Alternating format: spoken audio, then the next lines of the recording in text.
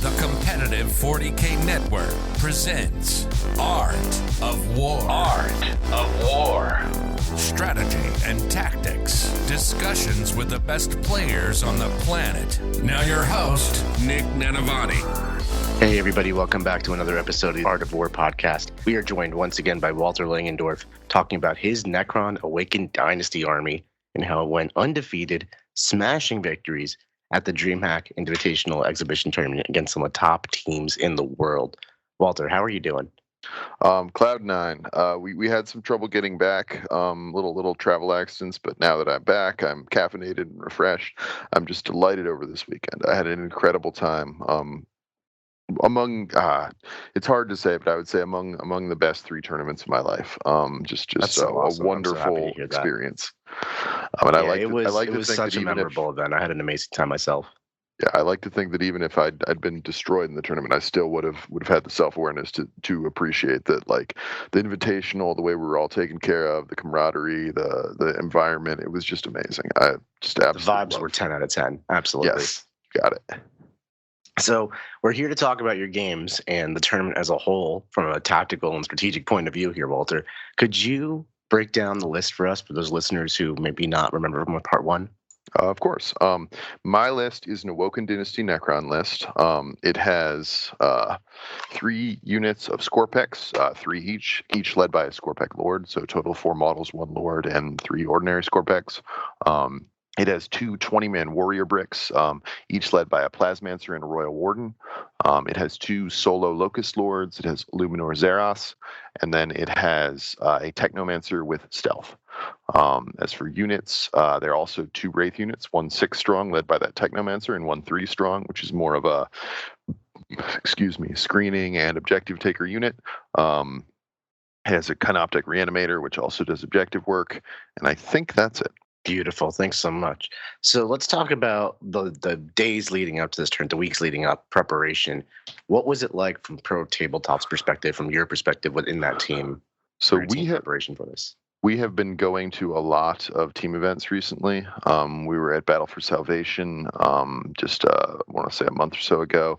Then we went to Valdosta 2 weeks ago, and I feel like there was one more in there. ATC before that. So we have been unprecedented in terms of our activity this year. Pro Tabletop has really been.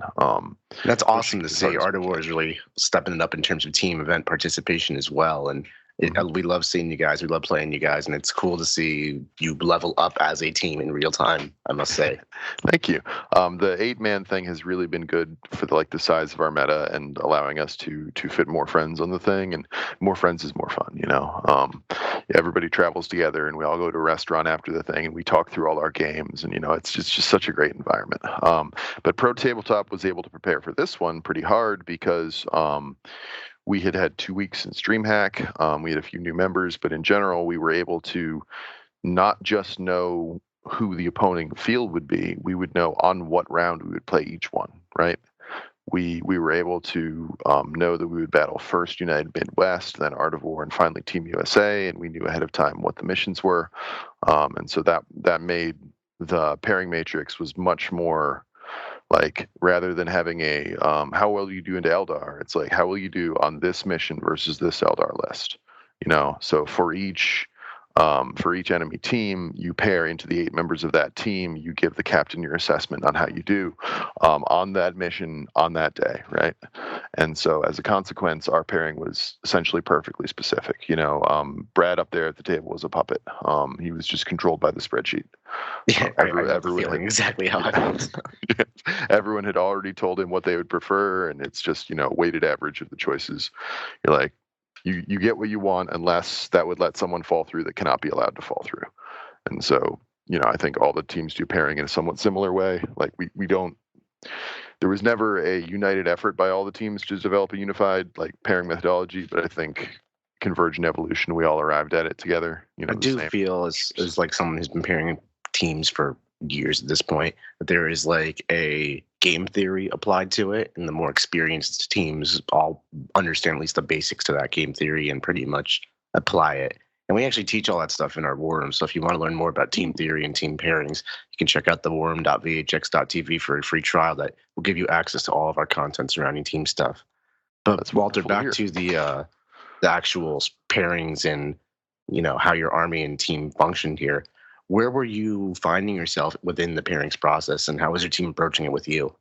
So each team member is asked to give their assessments on how they do, out of 20, right? Are you a 12-8? Are you an 8-12? Into each enemy list, right? And so I was asked to do that on each of them. And also we did little seminars where I broke down the enemy Necron lists. And I was like, this is how I think they'll do into each of our other teams. And, give other people did similar little seminars for each of the other factions that they were playing. So we actually had a little homework on the night leading up to this. We had 3 scheduled like Zoom calls where we all logged in and worked out what we thought our scores were going to be. That's really awesome. You basically get a lot of preparation, planning, and you're not surprised. There's an Right. inexperience gap, right? Whether you're not going to have played against all 24 potential lists that you could pair into. So there's going to be like an element of, I think that this is going to go this way, but I have no experience in the matter. But having Yes. a team and like someone who plays that faction walk you through like the ins and outs of the matchup and really at least prepare you the best they can going Yes. into it, it makes such a difference. And right? we also put a confidence factor on your evaluation, which is the number of actual tournament games you've played that time. So if you're like, I think I windmill slam World Eaters 0 games, people are like, okay, interesting. Yeah. But if you're like, I think I windmill slam World Eaters, these are the 4 instances in which I have done so. People are like, all right, well, he wins, like. Yeah, that's pretty confident at that point. That's awesome. We don't have a confidence interval built into our spreadsheet. I'm not that savvy, but I will say that I definitely know the team, the players, and I ask them point blank, like, how confident are you in this score if it comes to like making a decision involving it. We try never to give someone a match into a detachment that they haven't played before at a tournament. It sometimes does have to happen. Joe, our Grey Knight player, ended up battling the new Tau, and we had the Tau player in Atlanta, so he was just learning Modca on the fly. But that's we try and avoid that. Yeah, it's hard with all 8 players, especially if someone on your team has been unable to get reps against recent releases and things like that. Yes, at not long ago, I faced Cat's Iron Storm at BFS and was smashed 13-7. And I was like, oh, if I'd known now what I know then, I could have done so much better. Right. Yeah. Hindsight is so real in team tournaments. Oh, it's so real. So, Walter, where did you find yourself within the pairings process? Were you like an attacker, a defender, falling to the bottom of it all? I was an attacker, but I was an attacker that like the enemy needs to block with another attacker. It's a kind of a complicated, like normally you have swords and shields. It was sort of a category where it was like this thing bites into shields and just grinds them. Like it needs to be battled by another attacker who will just sort of mutually annihilate with me, and one of us will big win. Yeah, right. As for matchups, I did have some losses. I had some reds on my thing. I did not want Blood Angels. I did not want Black Templar. Now, there weren't any at this event, but right. But combat armies that could like just beat you out in a fist fight, especially if they come through walls really fast. World Eaters, of course, I hate that army. I remember at this. World Leaders are always difficult because respawning Aggron is so unpredictable, and it thwarts my analytic brain. It's like Emotech losing to Works in the Fluff, where I'm just like, their chaos is too powerful for my analytic. Yeah, right. Like I've calculated every possible move, but now Aggron is back in my backfield, and I cannot account for this. No, curse your unpredictability. But yeah, I'm usually a very safe light win to light loss into most lists, and if they're very defensive, very like stat check, can you possibly defeat me? It'll be a big win. So let's kind of walk through the tournament round by round, and we'll introduce like any out of game dynamics, because I know you had mentioned a little bit of that part 1, and if there was any cool vibe stuff involving Dreamhack, right? Like it was such an amazing event. Your round 1, you said, was against United Midwest Project, and Team America and Art of War were so deep in it that I had no idea, honestly, what was going on in your round. So why don't you fill me in? All right. So United Midwest Project is a bit of a rival to what's it called? Protabletop, because last year we were actually able to defeat Art of War in a tournament through a coin flip, and we were on our way to winning an event, and we were very proud. Then Team United Midwest Project crushed us, and we lost in tiebreakers, and Art of War won the event anyway. And so we've always sort of, you know, we had it out for this jostled. team. Yeah, the two of us have jostled elbows a lot. So we were ready to battle them, and I was eventually paired into the choice of, I got to choose. I was attacking, and I got to choose either Blood Angels or Grey Knights. And so I chose Grey Knights because I, explicitly didn't want the Blood Angels. And I got to talk with their pairing partner, who I loved every one of my opponents, but most love in the world for Ben, who is the guy I played this round. Ben was the best, and it was very delightful to talk to him. And people came up throughout this round and asked to look at our models and stuff, and because we had so much time, we were able to accommodate them. It was just wonderful. Yeah, I love that the expectation for this tournament was that because it was an exhibition, people are going to come up to you, and who knows if this is like a little kid or like the head of the esports company that's putting on the production, and you just want to put on the best ambassador hat you can and really show off Warhammer, and we were all able to do that, and we were all vibing with that being the goal. Yes. Really, yes, exactly. Everyone was there for the same purpose. Yep. The game itself was interesting because things were pretty bad for him from the start, but he knew it and was trying to play somewhat cagely, which was very wise, and was not my usual they've fallen into my trap, reverse Uno card. But when Grey Knights decide to nibble at you, it can get difficult to pin them down. It especially was good for me that he went first, because of course when Grey Knights go first, they only have 4 opportunities to teleport jump on you. And the mission on round 1 was priority targets, which is huge benefit to going second if you survive. Exactly.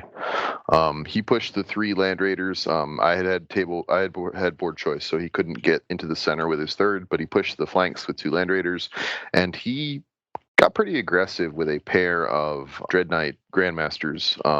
Or not Grandmasters, just Dread Knights. One was a Grandmaster and one was a normal one. They came out and shot at me and did pretty not huge deal stuff. And so I was like, all right, I clapped back by a warrior unit move up to out of 9 and killed the 1 normal Dread Knight. And then Scorpex walked right up to the Bailey guy. Or not the Bailey guy. What is it called when he teleports away if you shoot him? The Miss of Deimos. Yes. Nope, not that one. It's an enhancement for Grey Knights. No, Sigil of Exigence. Yes, the Exigence guy. And I was like, he might think I'm going to shoot him. And so I moved some other guys in such a way that it looked like I was measuring their ranges to him. And then I moved the guys who were close to him, and he didn't miss. So it might be that I was able to trick him into thinking I would fall for the Sigil. But it also might be he was just protecting the Land Raider that was behind him. Unclear. But in any case, the Scorpex charged, and we had a funny thing where he decided not to do Armor of Contempt because he thought he would live without it. And I'm thinking that was the right decision because he would die with it. He did the right thing about the strat for what I felt was the wrong reason. That's always a funny thing when it happens. But yeah. So at the end of bottom 1, I've killed 2 Dread Knights, and Wraiths are touching all 3 of his tanks, which means this seems very good for you all of a sudden. Yeah. Well, they can no longer Overwatch because what's called Big Guns Never Tire only happens in your own shooting phase. Right, so you can't actually use an Overwatch rule if you're engaged in close combat. It's a great trick to block a Redeemer for a little while. And the Redeemers also don't have fallback and shoot stuff. They're not Gladius. So these Land Raiders are just going to burn Wraiths and Warriors, but I can control when they can attack Scorpex. And so he, on his other turn, takes his remaining 3 Dread Knights and attacks my flank, and he goes after Scorpex preferentially and destroys, of the 9, I want to say I lose 5. But then on my next turn, the 2nd unit of Warriors attack, and the Scorpex who have respawned and the Locusts come in, and we kill his remaining Dread Knights and the first of his Land Raiders. And I'm like, all right, it's bottom 2. He's got 2 Land Raiders and one. I feel like I'm missing where all the damage is coming from. I understand a Warrior squad should kill a Dread Knight. We walked through that in the first part. Mm-hmm. But it's turn 2, and you have killed a Land Raider and 5 Dread Knights. What happened? So, like I said, on bottom 1, we killed 2 Dread Knights. And then on top 2, he killed Scorpek units. So what was happening now was there was 2 charging Locust Lord, charging Illuminor, 2 attacking Warrior units, and an attacking Scorpek unit, and then the respawn Scorpek Lords. So if you just add up the mortal wounds from the 2 Plasmancers and the 3 Scorpeks, that's 10 mortals just coming in right off the bat. So that is happening. There's 1 Scorpek unit attacking, which will itself eat a Dread Knight. There's also one of those Dread Knights did in fact escape. I might have overstated that. And then the Warrior units are each just, whichever one doesn't get the Armor of Contempt is in trouble. The Wraiths are using their pistols to do dev wounds. It's just, he's not doing damage, so every round he gets 2,000 points just smashing his face in. Wow, that's like a incredibly fast and decisive material destruction. I didn't know Necrons could do that, right? Like the Dread Knights and Land Raiders are a tough army. I think on an Arm Matrix in the Midwest project, this Land Raider Grand Army was like the thing we wanted to play the least, or the best scores in our whole team. Well, remember though, manhandling it out here. Remember, I ignore their toughness with all my lethal hits, which is a big part of their toughness. Or that's ridiculous. Which is a big part of their durability, right? So a Land Raider is just as tough as a Knight to me, right? If I'm just like, well, I'll shoot you, and I'm AP2, but you've got cover, so it becomes AP1. You're taking 3 up. So if I do 28, you're going to fail 8. Like it's a very mechanical, cold way to do it. But you can just treat them as big sacks of hit points and kind of grind them down. And they're trapped on Wraiths. They never decrease the incoming firepower. And so the game was pretty instantly in trouble for him. On bottom 2, the clapback left him, scrambling for points. And here's where the caliber of player at this event really showed, because he instantly understood that was his job. And that last remaining Dread Knight missed at every turn and just continued to run around, try and get points. He'd draw each turn to try and get stuff. More like trying to win the game, just points the game. Yes, and I was like, that's the play, and that's why he got, I think, 1 instead of 0, and preserved that point. Which does matter. I know it sounds very insignificant to especially those who aren't experienced in teams, but I'll tell you, 2 of our 3 rounds as Art of War were decided literally by 1 point. Exactly, right? That sounds like a pretty commanding win on United Midwest Project. And they got 4th in the event. I think they were there more for the experience than necessarily to try to win the whole thing. How did you, going into round 2 into Art of War, I want to know every detail about this one. How'd you guys go into this one? So in our view, we were like, Art of War has split itself into 2 halves, right? Like half of them have joined Team USA, the other half are Art of War. We felt that they were a little more vulnerable than usual. We really were. We've gotten karate kicked by these guys enough times that we were like, you're going to do it without Jack or without John, right? Okay. And we just kind of like sidled up. We're like, sure, hope you don't look past us. Hope you're not thinking about last round. Oh, no, we took you very seriously. Like, don't you worry. Yeah, and it showed because, you guys got the results that you got. But we went into this and we were very like, okay, let's do it. This is the time we got to execute. We can get them this time. And of course, we were not able to ultimately do that. But that we had an atmosphere of like feral aggression. We were very you wanted it. I was talking to Brad. I could tell he was here to beat me. Oh yeah, we were. The thing in this round that I remember of my pairing was that the bad guy had a choice between. It was their ultras, right? So it was the Vanguard ultras. They could choose K-Suns or me. And I remember thinking, man, I have beaten a lot of Vanguards, but I think all those people were copying this guy's list. So like, yeah, I think I've battled his many clones, but the real thing may be a problem. But I had a lot of faith in our Thousand Sons players' ability to handle things. So I was like, I hope that he doesn't pick me, and that turned out to be the case. But it would have been a fascinating game into. Well, it's so funny that that's the case, Walter, because we've paired Cass and his Ultramarines into Necron's Canoptek court a million times. And his like number 1 playtest partner is also a diehard Necron player, similar to you, who's tried every combination in the Codex. So nice. I never even thought about that interaction when pairing, and maybe I should have. Our mental calculus was that our whole team did not want this T-Suns army. Cass could like play it for a game, so like let's just take that right now. I mean, yeah, I also like whenever I've recently played Noah Nurendorf versus T-Sons at a Dice Goblin thing, and I played TJ Lanigan at Valdosta. Like, it's the white lady meme. Like, whenever I face T-Sons, I begin to be like, let us enter the seventh meridian. Like I'm 12 steps into the net. Like, where will they spend their thing? And it's just such a difficult and complicated game. Yeah, I played against T-Sons in the third round for us, and it was like, my head hurt after that one. You're like, keep in mind, he can start any phase. He can do his rituals. Don't forget. Well, it was when I thought I accounted for everything, and then he did a triple move, and I was like, all right. Okay, then. Yeah, to bring it back, though, so you got refused from Cass's Ultramarines, and then what happened to you? I fell through the pairing. I just neither got chosen nor was left into what are they called? Death Guard. And I was like, okay. That was a pairing we thought we wanted because Quentin was smashing like Canoptek courts for like his job. Yeah, I have seen a lot of Death Guard, and in my mind, Quentin's list was a little soft. I thought he had a little too much attachment to the cuteness of the three Blight tanks, the World War I ones with the long range bombs. Scrawlers. Like, forcing 3 battle shock checks is cool, but those tanks, the points per wound on them is a little rough. And then playing them into the guy who just killed 3 land raiders, like, I'm like, I certainly can kill these tanks. If they come up, they're dead. And if they don't come up, they don't matter. You better make sure these rhinos handle business, because I will be all kill all the time in this. Right, I'm going to take assassinate and bring it down, and everything I do will be killing, and So you really just picked the strategy of offense all day into Quentin, and I think Quentin went into this mentality is like, minimum I'm going to get is a draw. Like, if the Warriors hold the objectives and I can't shift them off, but it's just going to be me teeing off on Necrons for 5 turns and seeing how much they survives, and that's clearly not what happened. So what actually went down? So he went first, and my apologies to Quentin if I am wrong about anything about what happened. It's been a few days, but I think I got it right.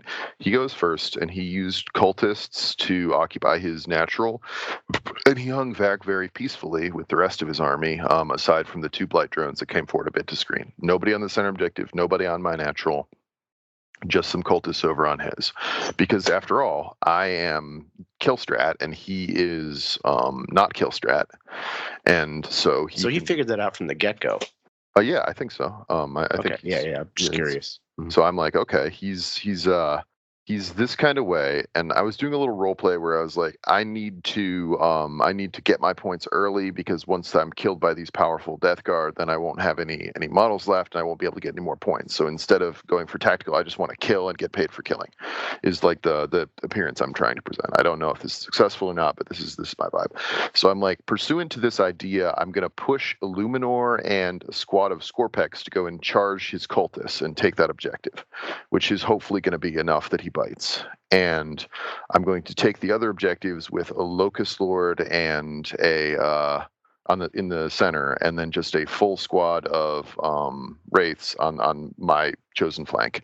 And I will veil up the warriors, who on his turn he had blasted with the 3 indirect guns, so they were only like 7 strong because they veiled and then they couldn't heal, or they had lost like 7 guys because they veiled and they couldn't heal, to kill one of his drones.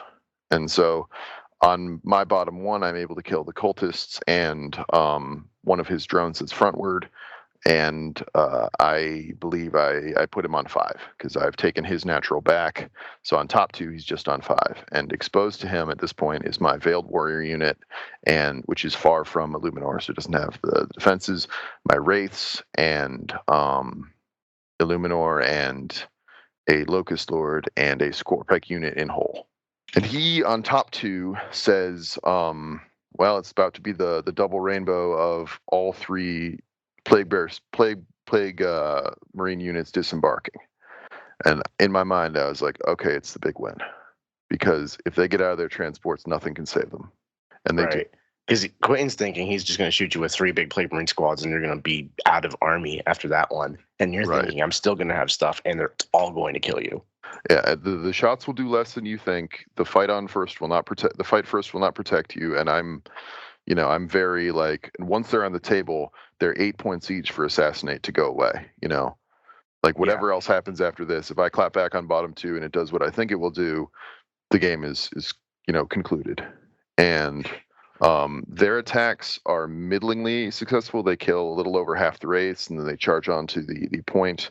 They do not destroy the Veiled Warrior squad. They kill the Locust Lord in the center and the Scorpek and the Scorpek Lord twice. And Illuminor is left alive. He's at one. The tanks get silly. They shoot him with their mortars to battle shock him, and I'm like, but you're not going to kill, like, because the intent is to prevent him from respawning. But of course, he's probably not going to die because he's big tough. But the real thing that, like, to my mind, epitomizes the mistake that's being made is that he has taken the plague of my armor saves are decreased. As opposed to the weapon skill, ballistic skill, to try to just make your army not that lethal. Right. In my mind, I'm like, the majority of the dice that will be rolled in this game are Necron attack dice. Your hope for survival is to keep your guys and your rhinos and keep them behind everyone else and try and starve me of assassinate while you back off the points and fall behind on primary while selling your bring it down to keep the tide of Necrons from annihilating you. And the game may run out before I can get to these final guys. Well, it's funny you say that because in hindsight, totally, especially after you take bring it down and assassinate. If I was to coach Quentin and with hindsight now, I'd be like, Quentin, stay in your boxes, put your boxes in the corner, deny 40 secondary points, try to hold some 10s and call it a game. Yes. And now, obviously, he didn't do that. The assumption was this is just Canoptek Court, but like not Canoptek Court. And Quentin has played the Canoptek Court match like, I don't know, 7 or 8 times and has won it all 7. And we were like, let's just do that again. And the plan in that game is to get out with all your lanes and just shoot them. Absolutely. And always strikes first if they do something about it and just put more C on the objectives because rates are kind of bad. And the terror of the cash thoughts, of the not reassessing at every moment is that because you don't know it's an assumption that you're making, you can just walk out onto thin ice.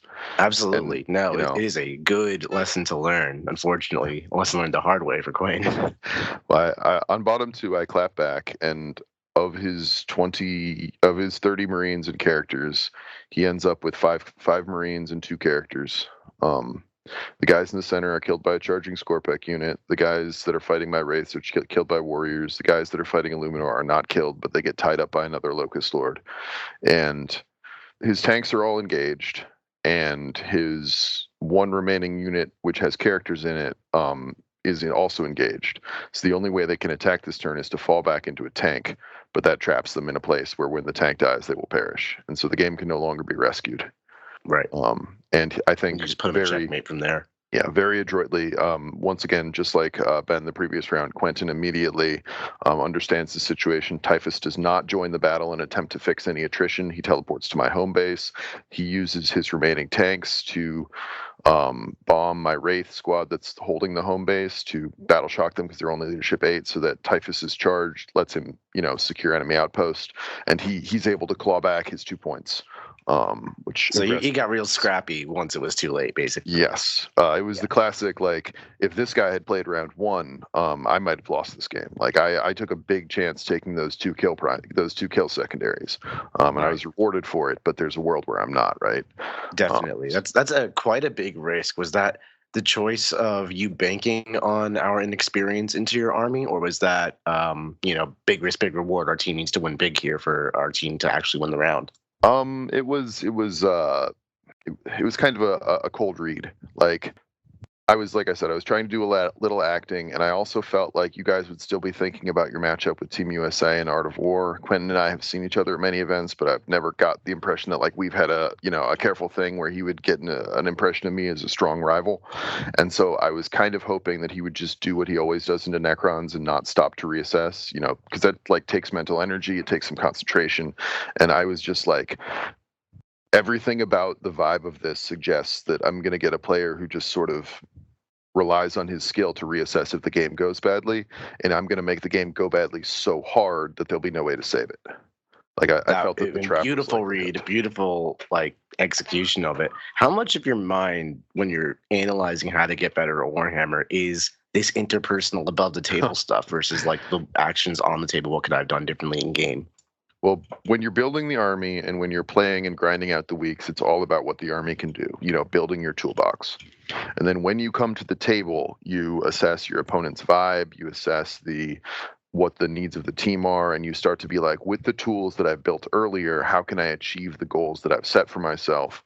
And you start to like kind of mix and match the two, and you get strats where you're like, okay, well, I normally wouldn't lose this Scorpec unit on top 1 to kill cultists, but the character that I'm playing is a fool who throws his models forward to get kills because he's petrified of being killed by the strong Art of War man. And so you do the thing that you think is most likely to give you the edge. And it's just like poker, right? You learn the odds to the hands while you're at home, and then at the table you try and play as the situation demands. This is very fascinating. We don't often get many guests on the episode who talk about all that above the table interaction, but it seems as though you're kind of mastering those people skills. I'd love to play you again. It's been so long, and you've gotten a lot better. Well, thank you. I'm always happy to play you guys. You're awesome. You as well. I win, lose, draw. I'm always so happy to play on the table. You guys are so fun. Let me spend 2 minutes gushing about Art of War. Since you guys began streaming, all tournaments have gotten better. Like, it used to be that at a tournament, if I did not know my opponent's name, I could check out for the round, right? I was just fully like, this guy will be here, and he'll be like, my tactical Marines have a las cannon to destroy the vehicles. And now people are like, I've seen tournament games, I've watched these strong streamers, my lists are, inspired by other strong streamers. Some of them are coached, and you guys have just upped the level of competition so much. The hobby owes you a great debt. I'm just entirely thrilled with you guys. Thank you so much, Walter. That means a lot coming from you, especially because you've been around the block since like the very beginning times, and you know where the hobby started and where it is today. And to have any credit of that at all is really meaningful. Yeah, like Dallas Dreamhack, but I've been at Battle for Stones River in an empty mall, right? Like I've seen it come up and down. Absolutely. So Art of War versus Pro Tabletop was like an emotional round for everyone as well, because you guys this was your big shot. You were feral, as you put it. And it came down to the final game by 1 point. What was that like for you guys? Well, my team was they were like going and watching the game. They were coming back and tearing their hat, and they're like, he's missing this play and that play. And my thing, I was like, Thomas regresses towards the draw. Like, Thomas can play an empty table and he'll come back really proud of getting a 12-8. But Thomas can also play 2 opponents and he'll come back really ashamed of getting an 8-12. Like, the man his matches are dramatic and cool, and therefore they're close. And so when we need 4 points from him, I'm like, there's no one on the team I'd rather clutch the 4. He will somehow. And his opponent that round was playing somewhat slowly, I think. And so there was a lot of long drama. But I was just like, I trust that, if you set him a goal that is on the low side of 10, he will achieve it more regularly than anyone else. I have immense faith in Thomas's ability to make everything a thrilling and nail-biting contest decided by 1 point. That's knowing Thomas. That's a very, very accurate way to put it. So there was a confidence from you, at least, that you guys were going to get the draw. I'm very analytical in my sense of like how the dice are going to be, but in my like personal sense, I'm a very superstitious guy. I have a lucky rock I carry when I fly, and I have like would have never guessed beliefs. That. Yeah, I have certain beliefs about how things will go, and it all coming down to Thomas, who is kind of like the spirit of Pro Tabletop. Like, he is the embodiment of it. I'm like, of course it comes down to him, and of course what he's trying to do is hang on to avoid a nail-biting defeat. Like, all of this is what it would be in a TV show, therefore it will be this way. It's just that's such a great way to put it. Yeah, the game went so long, which also just added to the drama. Like, every little micro decision felt like it mattered, and when in reality, like, only 2 things matter here. But that's a game with Thomas. Joe is like, he just needs to fall back and grenade these models, and it's fine. And Thomas is like, my 11-step plan involves an overrun, and I'm just like, oh, right. No, that's so true. So you guys got the draw. Was that a happy moment for you? A sad moment? Bittersweet? It was bittersweet. We had been, perfect world. That's us clinching the win, right? Like, we want that same tense thing, but to win, not to draw. Right. Drawing is cool, but it also feels like Art of War kind of drew us with a hand behind their back, because a number of their players are over on Team USA, and so I was like, we're never going to get these guys. But we didn't lose. Heads held high, and I think that we for this exhibition, we really showed the pride of a pro tabletop and what an 8-man tournament, a team tournament can be with all the like back and forths between that list. And so it was, there's a level on which who went first in the Eldar versus Tyranid game was just hugely influential to the team score. It can all come down to one dice roll. Like it was a really close round will highlight that more than anything else too. But exactly. From my perspective, there was, I can remember maybe 2 or 3 years ago, with no offense intended, where it was like there was no world where we would consider that losing to Pro Tabletop was like a very real threat. We do a little preparation, but then we would show up to the table and then we'd find out you'd already lost and you didn't even get there. And now you guys were consistently playing. You got to draw against us. Like you really have come a long way as a team. It's clear in the team composition, the pairings, the preparation, and the games actually played. Like in every element, you guys have gotten better. And I think that's what it's all about at the end of the day. Well, it's not a coincidence. If we've come this far, it's because we're following your footsteps. Like we are. It wouldn't be necessary to get this good if we didn't keep losing to these guys, these streamers that keep whipping us. Like we gotta get them. Steel, start from steel. You know it. So Walter, round 3, new day. How are we feeling? Round 3, my guy, we went to a barbecue place that was just incredible. I think Haynes was the name of it. And so we were all, bloated on barbecue, long night's sleep, refreshed and ready to go. And we're now taking on Team USA, and like we may have personal beef with Midwest and with Pro Tabletop, but Team USA is ostensibly our America's team, right? So, battling them is really cool. Like you get to take your shot at the pinnacle, right? So that was a very inspiring and cool thing to do. I was looking to avoid a rematch with Lennon because first off, he would be wise to all my tricks, and secondly, he had beaten me last time. But other than that, I was kind of open for anything, and just very like let's see how it goes, kind of thing. My attitude was like, there's all upside. If we get a win this round, and Pro Tabletop and Art of War is defeated, we'd be on tie breaks. Now I don't think they're likely to be defeated, but that option is there. If we get a draw, we're second in the event, which is really good. Second in this exhibition is cool. So we're all very stoked to go. It's not a feral energy; it's like an on the grind energy, right? Like, lose yourself is playing at one point. Like that's kind of the vibe. Nice. So how's it going? What happened in this round? Okay, so in Team USA, I end up getting to choose, and I have the choice of someone else or just the other Necron player, and so I'm immediately like, let's do the mirror, because I'm always an advocate for Necron players. I'm always trying want the Necron mirror? Yeah, I'm playing Team USA's Necron player, like that, You want to just demonstrate dominance, basically. No. I want to see what he's come up with, right? I want like the two of us.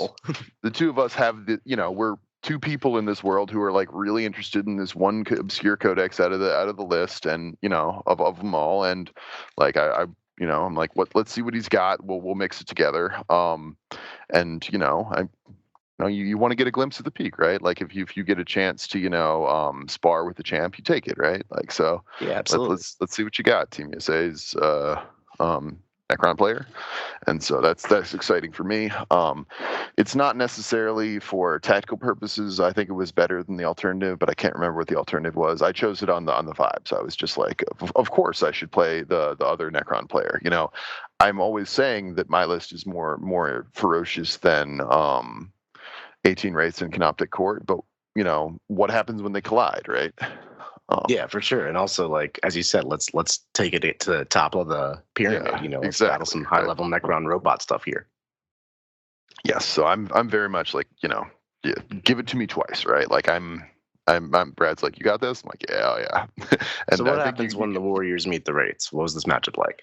So I think you can hear on the stream, Brad at one point comments to the guy who's next to him, Jaime, I think, he says, "Oh, I don't think they understand the mirror." And I think this match is very favorable for me.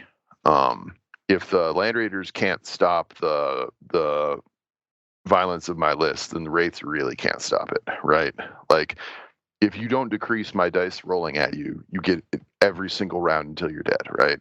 You have because the Warriors fall back, shoot, and charge, and they reanimate. So if you can't kill that, you're just gonna get tabled. Like if you consider how a Canoptek Court list kills an enemy warrior unit, with Illuminor Xeros defending them, it's actually pretty intimidating. You're like, my unit of wraiths fly up and they shoot you, and between the dev wounds and the failed saves, they kill 5, and then they charge you, and they're going to kill 5 more.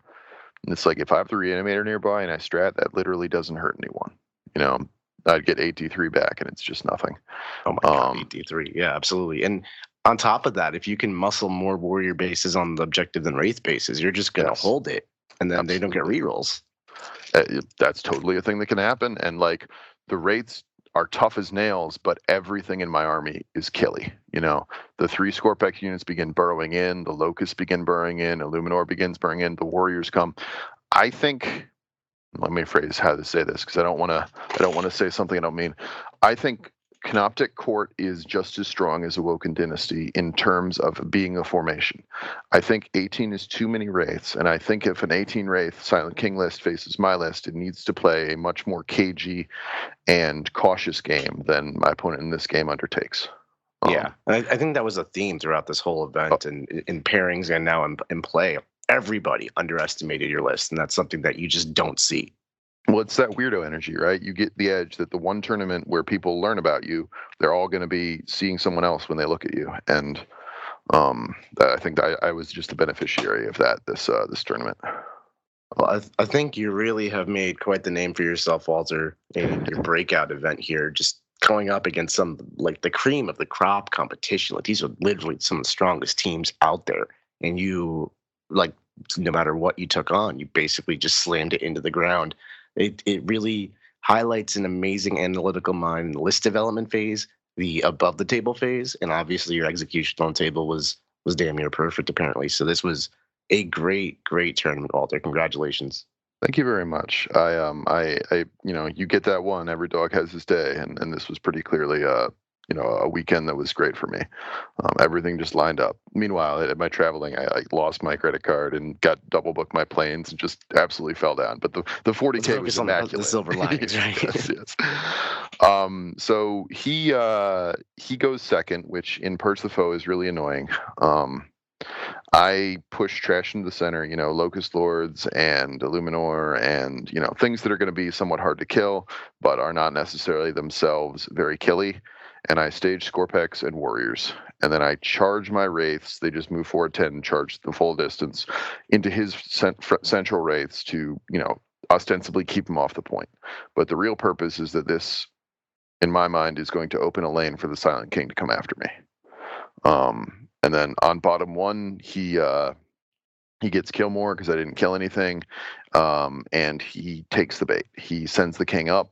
And the other 2 Wraiths move up to occupy the other points, while the Wraiths that have been somewhat shredded by little stuff back off. There's still like 4 of them, but, you know, they've taken a little harm. They just bail out. And so when we start top 2, he's got 2 exposed Wraith units and the exposed king, and so it's Operation Regicide. We kill the king, we kill one of the Wraith units, and the other one has 1 Wraith in the character left, and we tie up the final Wraith unit, and the game's over. It's just assassinate immediately. It's interesting because I've heard the Silent King typically favors the Necron mirror into their favor because ignore modifiers, and you can go in and precision out like Technomancers and things out of Wraith units. But because you have Warriors, it almost feels like none of that even matters. You're just here shooting people to death and violencing them to death, and they can't do anything about it. It's a really cool dynamic and a very interesting list you have here, Walter. Thank you. I've got to say, just congratulations one more time, and thank you so much for coming on the show. Oh, thank you. I really appreciate it. I had an incredible tournament, and I want to say again, all my opponents were great people, and we had awesome times, and I would play any of them again. The fact that I was triumphant this time, you know, they could get me next time. It was just my weekend, and I had a wonderful time. Well, I love your attitude about it as well, and the humbleness with it that comes with it. These are all great players, and these are great teams, and, you know, every dog has his day, and this weekend was definitely yours. Congratulations. Thank you very much. Put Royal Wardens in your Warrior units. Put Royal Wardens in your Warrior units. Walter came into me before we had any of these conversations and just like went off on about Royal Wardens, and I was like, you know what? This man knows his stuff. So take it from Walter. Royal Wardens OP. It's true. All right, everybody. Thanks so much for listening to this week's episode. We'll be back next week with another one on the Art of War podcast. Don't go anywhere. Thanks so much, and we'll catch you later. Like what you just listened to? Check out Art of War Down Under and Art of War Unbroken on the competitive 40K network. The Art of War 40K.com.